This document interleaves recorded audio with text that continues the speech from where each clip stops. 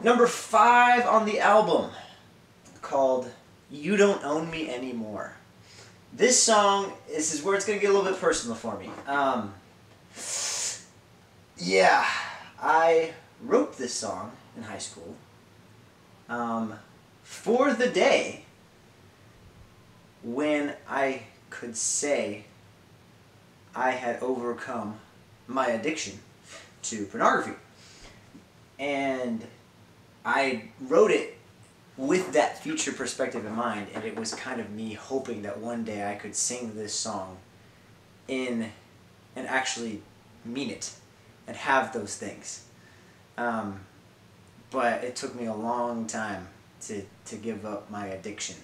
And I don't know, I'll take a second to talk about that, I guess, a little bit more in detail. Some people don't even really consider pornography as something that's like bad. And so regardless of your perspective on that, addiction means you can't live without it. Like you're relying on it for something. It's kind of like idolatry, almost, in a way. It's like you're making it your god. I don't know if that's a totally accurate comparison, but it kind of is, I think. So I'll run with it. But when you're doing something, I mean, when I say I was addicted, I was addicted. It's not like, oh, you know, I would do this every now and then. Like, I mean, it was every day or multiple times a day at some point. And it was not something I'm proud of at all. And I wish I didn't do it. I can't go back and change that. But God finally set me free from that a couple months ago. I think right before I started working on this album, actually. That's why this album's kind of called Surrender. Is a lot of things in my life kind of came into place for me to make this album. So I had to give that up. That was another thing I had to surrender. But I don't specifically reference pornography. This can be about any kind of addiction or about, you know, toxic friends or people, old habits, and hanging out with people you don't need to hang out with anymore. It can be interpreted to be about that too. But like, it's just funny that I wrote this song in high school, hoping that one day I could legitimately sing this from a place where it actually happened. And now it has actually happened. So this is a big song for me personally as well, because it took a long time for me to let go of that. And there was times where I thought it was something I'd have to deal with for the rest of my life. And to an extent, the temptation, yeah, is something you will have to deal with for the rest of your life. But to actually genuinely be free from that is a testimony to how good God is and what He's done in my life. And I don't know, if anybody watching there, it's something that a lot of people deal with.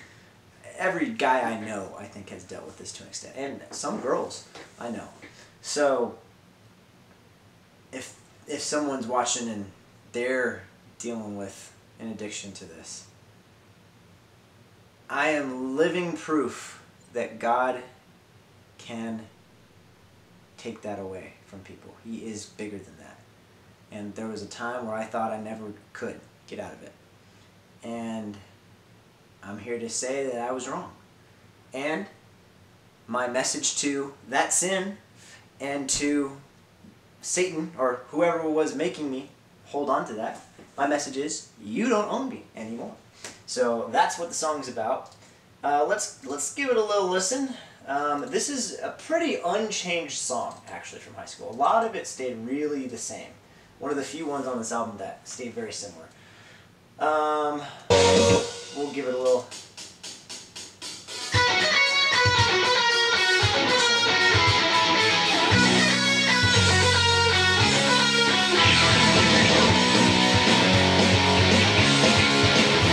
So, another thing is, this was initially going to be the last song on the album, because I thought it sounds too similar to what was going to be the first song, which was Road Trip to Truth. So I was like, I want those to be the bookends. I want Road Trip to Truth to be #1, and I want You Don't Own Me Anymore to be the last song, because they sound so similar. I want to keep them as far away apart from each other as possible, just musically, for that reason. And I also thought it was a good way to, like, this is my final message, is because I have surrendered, you don't own me anymore. Which was a good concept, but we'll get to why I have the songs I have at the end now when we get there. But I was trying to turn this song into a last album song. And it's just not the vibe of this song. It's just not a last song that you put on an album. It's a good number 5, you know? It's a solid number 5 song.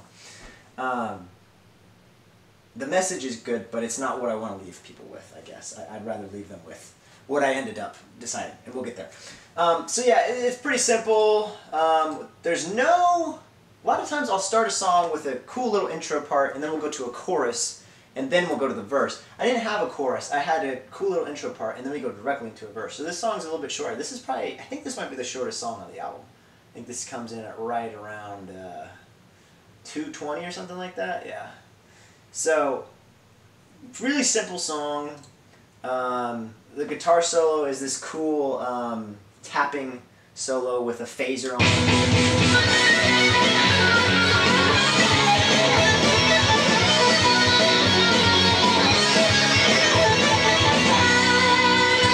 And then end with the intro again.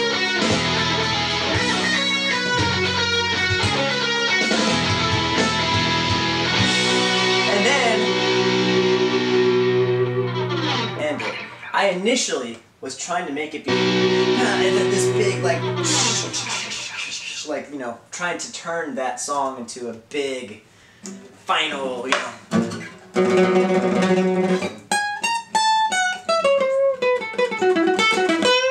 Some, like, big, loud, obnoxious ending because it was the last song of the album.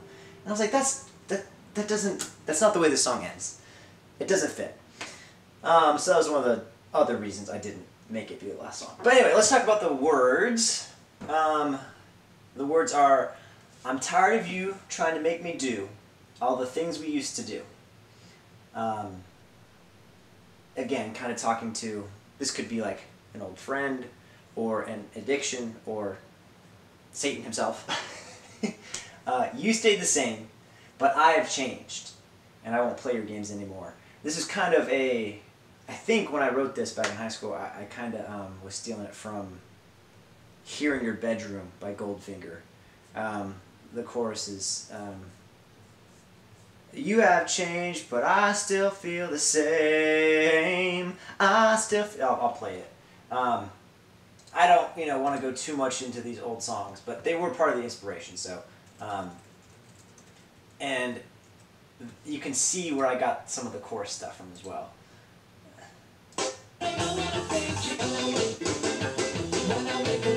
Here we go.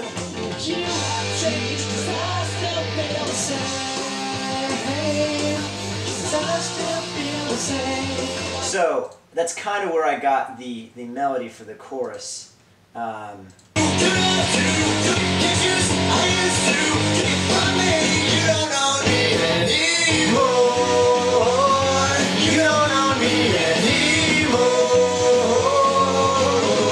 So I kind of stole same, cause I still feel the same. That I kind of stole that. But anyway, that's more music stuff. Back to the words. And I won't play your games anymore. You kicked me when I was down. You brought me down when I was up. So, just really trying to pinpoint what sin like this can do to you. It just... When you think you're doing good, it's a gut punch. And when you're already down, it just makes you feel worse when you do it. And that's kind of addiction in general, I think, is like that. But yeah, then the next line, no more making bad decisions. This time I finally had enough. I think the initial line there was, sure, I thought it was cool back in high school.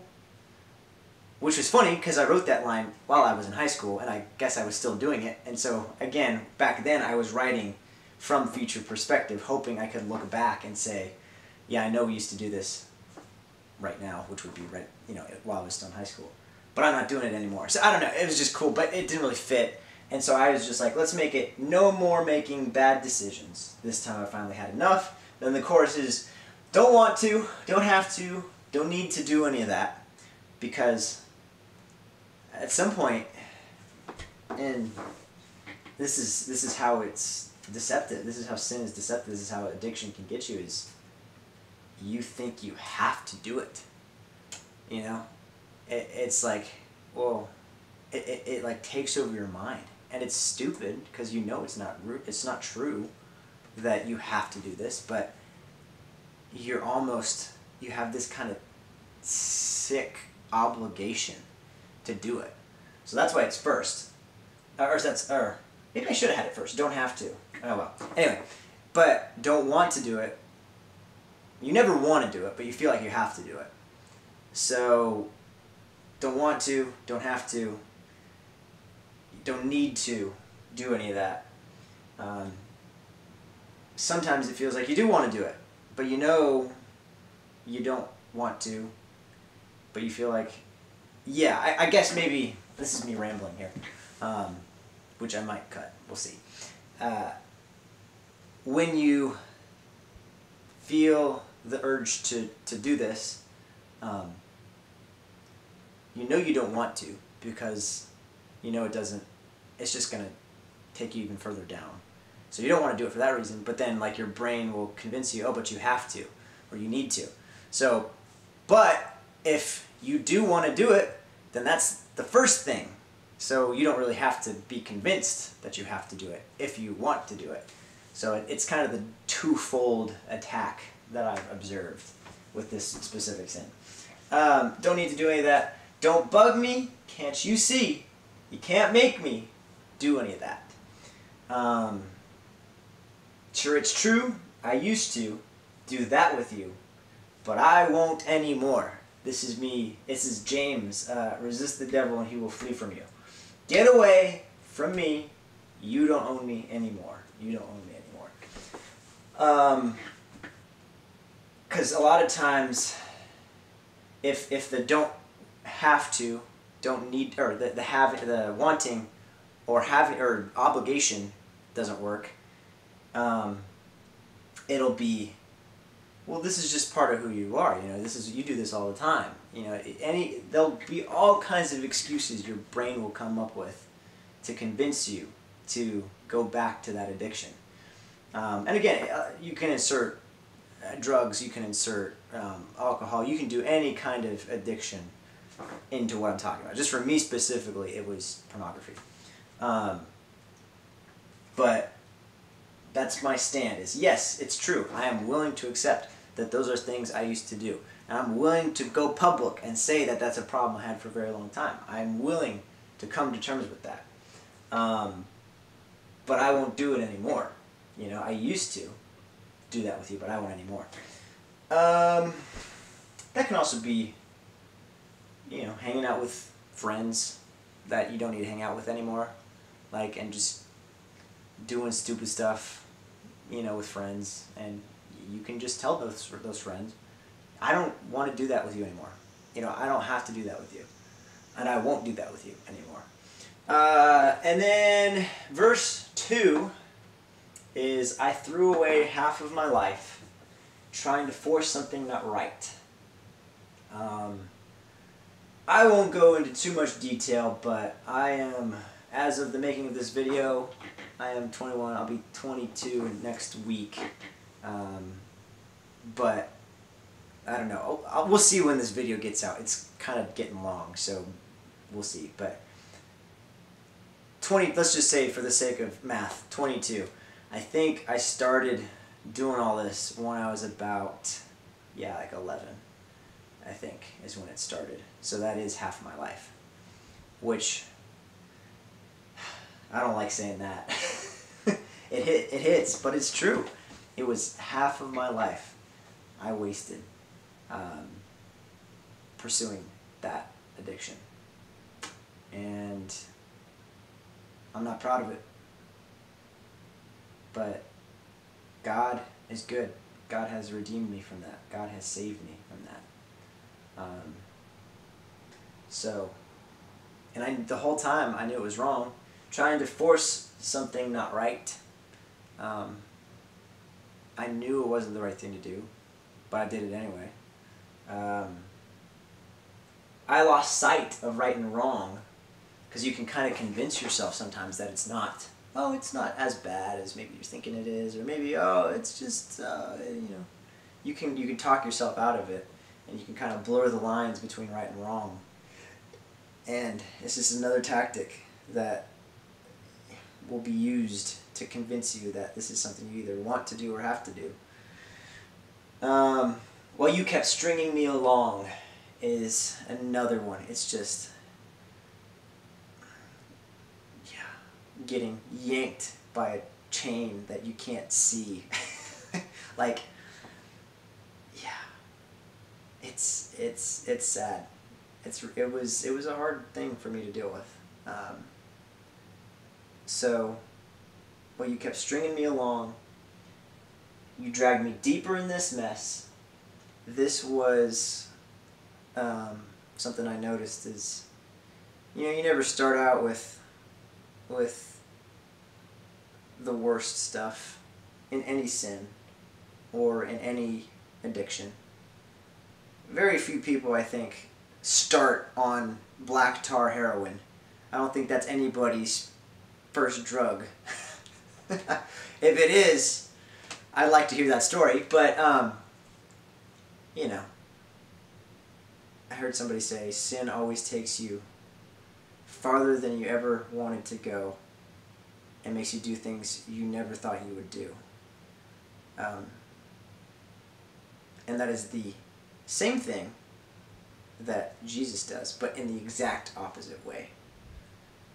It's the polar negative of what Jesus does. Jesus will take you farther than you ever thought you could go and help you do things you never thought you could do if you're in his will. And it will be a beautiful experience. It's an amazing thing. But sin does the same thing on the opposite side. And so you dragged me deeper in this mess. I mean, I got pretty deep into it. I won't go into detail, but you can make conclusions as to how far that went. But you made me lose some good friends.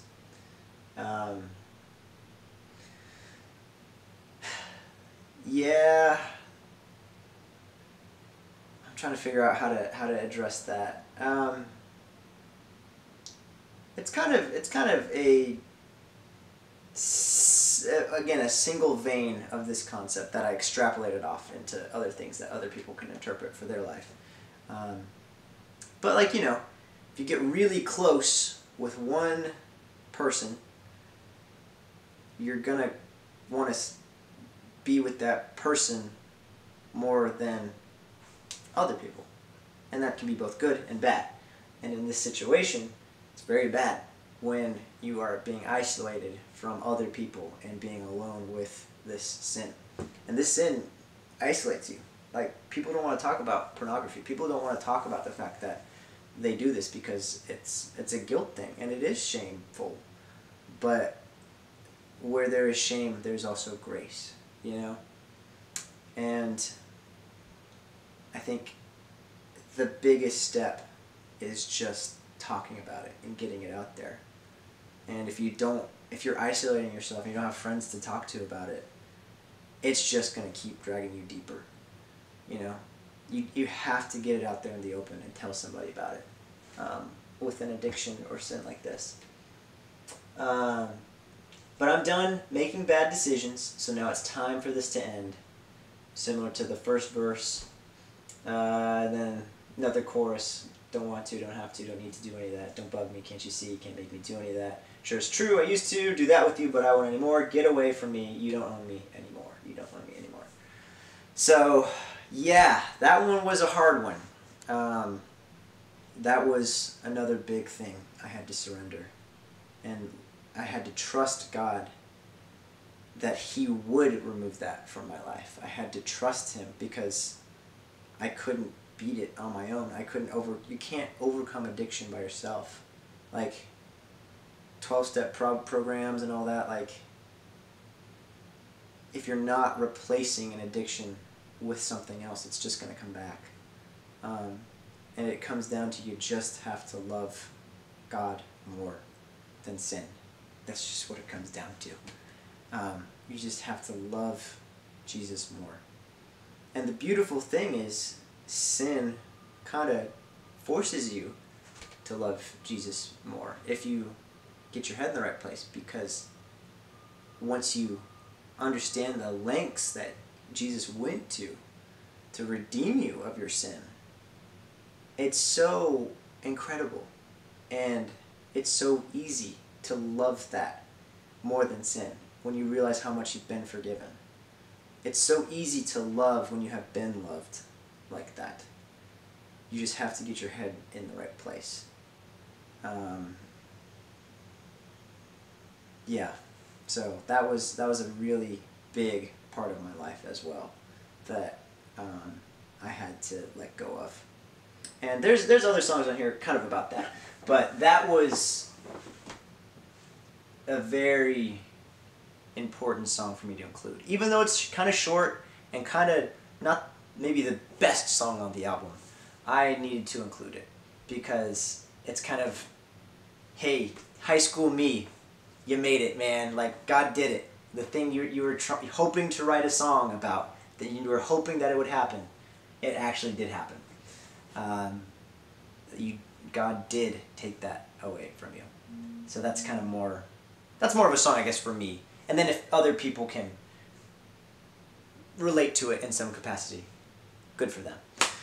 So, You Don't Own Me Anymore was big.